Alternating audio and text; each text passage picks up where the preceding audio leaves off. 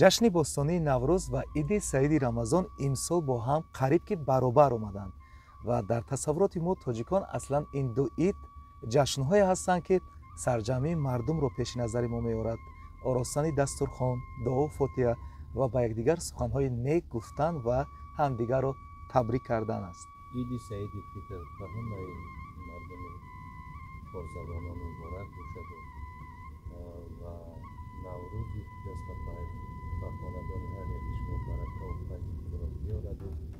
ҳамагон ба орзуи неки худашон бирасанд ва доимо хушу хурсанд бошанд.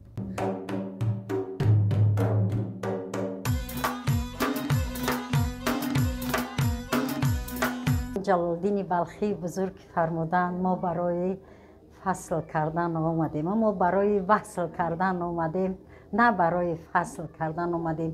ва дар ҳамин шаҳри Ню Йорк ин муттаҳидии тоҷикои худамонанд, тоҷикои асила аҳли Тоҷикистона дида инқадар хурсанд шудам, аз шодӣ бахдози гап магум кардам ки чӣ гап занам.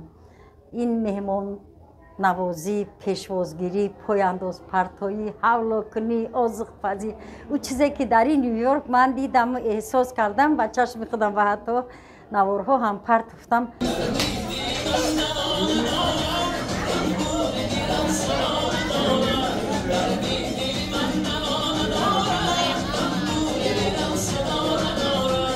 худованд ҳамаи шуморо дар ин рӯзи саиди бузург бо ана иди наврӯз ҳамаи шуморо хушбахтиҳои калом мехоҳам. Аллоҳ акбар.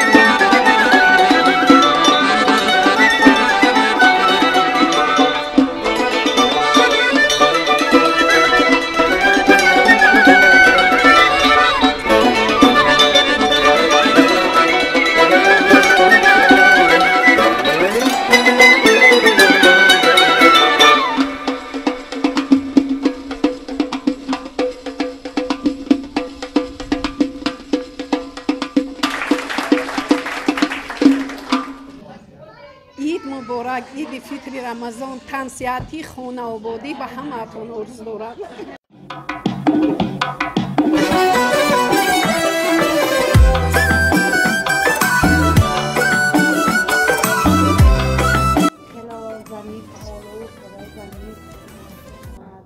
شاد و دلنوا و چهره‌خشاد هستند. خیلی خرسندیم. خودم پشواز گرفتم. از میدان هوایی از میدان هوایی خودم پشواز گرفتم. خیلی خوشحالم. بله. خوش آمدید.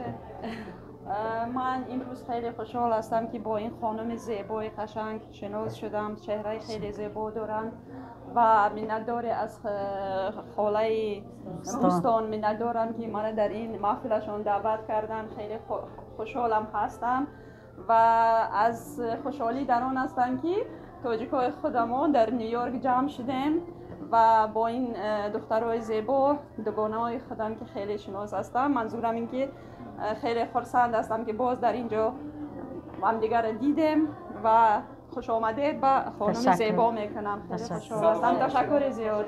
از شناسایی با شما هم خیلی خوشحال هستم. تشکر زیاد. بسیار شما را در تلویزیون میدیدم در تاجیکستان و نصیب ما در نیویورک دیدن شد. من هم بسیار خرسند هستم که امروز باز دوستان خود را زیاد کردم. تشکر زیاد.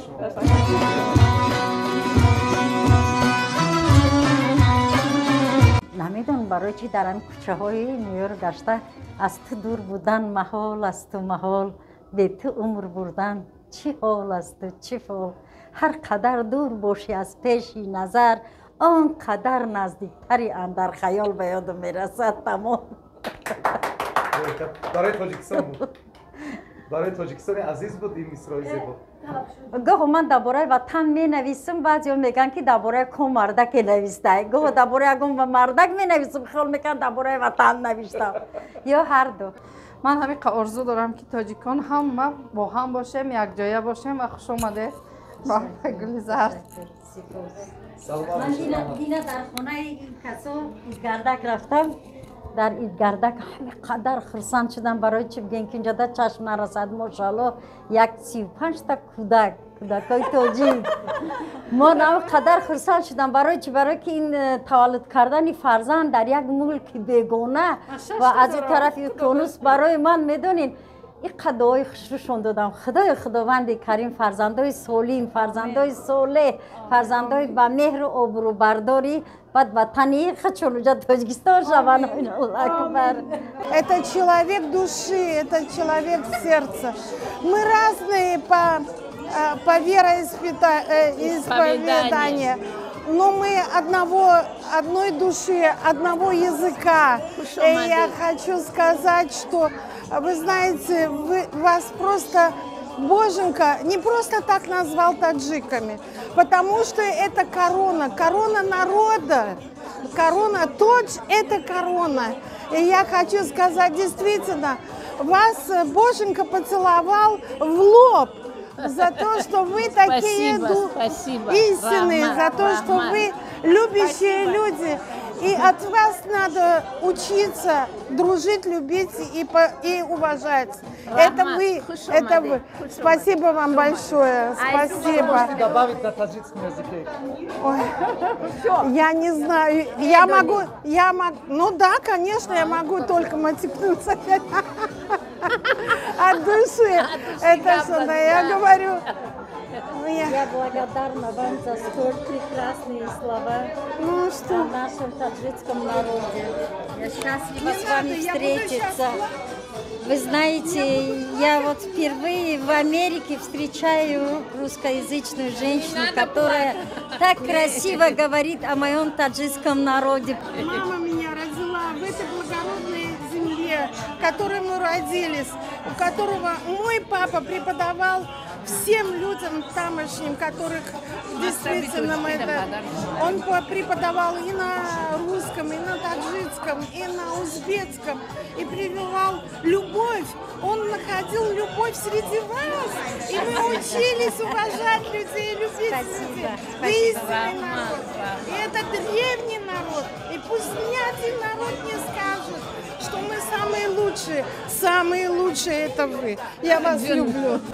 همه تو خوش آمده. من امروز باور کنیدم که هیجان زیر کرده است که از همه جا ای بروکلین، ای نیو جرسی، ای تاجیکستان خانم زیبای گل زرد دیگه من چی گپ زنم دیگه سخنم ندارم. باری دیگر خوش آمدید دوستانم. نیو جرسی از تشکیل تلفشوی جون شما هم خوش آمده. همه رحمت. فرخنده بهار است و دلم جام تمناست. دنیا به دل و دیده من صحن تماشاست. از پرتو خورشید سحرخیز نگاهم رنگین و صفا بخش و فریبنده و زیباست. هم جشن نوروز و هم عید سعید رمضان به همه شما مبارک باشد. همیشه مثل بهار سبز باشد و مثل عید شریف رمضان همیشه با فیض و با برکت باشد. به همتون مبارک. سرجمی دیدار نیک هموطنان در نیویورک آمریکا.